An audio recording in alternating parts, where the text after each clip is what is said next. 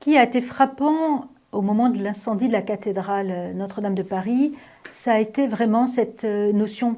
sans doute de transmission. Je me souviens d'un courrier d'une donatrice disant « Je suis très âgée, je ne verrai certainement pas la fin de la reconstruction de la cathédrale Notre-Dame de Paris,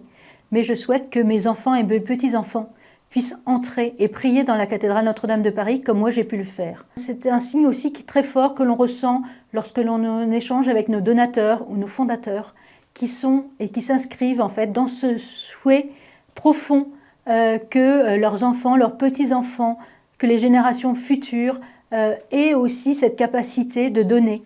quel que soit le montant de leurs dons.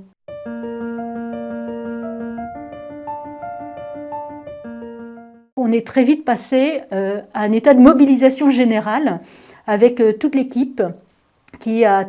abandonné ses missions, on va dire, quotidiennes pour tout d'abord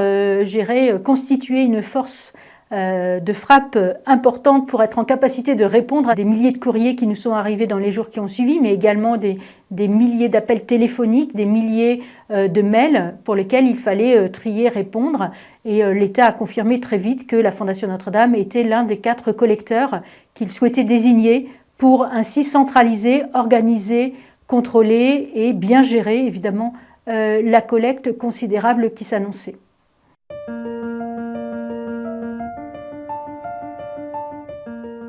Nous avons eu aussi bien le jeune de 8 ans qui cassait sa tirelire en nous disant « je vous envoie les 10 € que j'avais conservés pour m'acheter un jouet », que évidemment les très grands mécènes, mais aussi des artistes qui ont accepté de donner des concerts au profit de la Fondation Notre-Dame, des clubs sportifs qui ont dit « nous organisons une rencontre amicale en faveur de la Fondation Notre-Dame ». Nous avons eu des entreprises qui ont dit voici le fruit de la mobilisation de nos salariés. Nous avons eu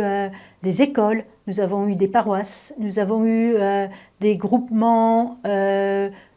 philanthropiques, nous avons eu des groupements culturels. Nous avons eu une donatrice qui nous a avoué s'être mariée à Notre-Dame de Paris. On n'avait pas en tête qu'on pouvait s'être marié à Notre-Dame de Paris. Et elle a témoigné combien Notre-Dame était chère à son cœur. Nous avons eu aussi des personnes du monde entier qui ont dit nous sommes entrés un jour dans Notre-Dame et notre souhait le plus cher, ce serait désormais de pouvoir revenir à Paris et pouvoir rentrer de nouveau dans Notre-Dame. Et nous vous donnons en faveur de cette restauration.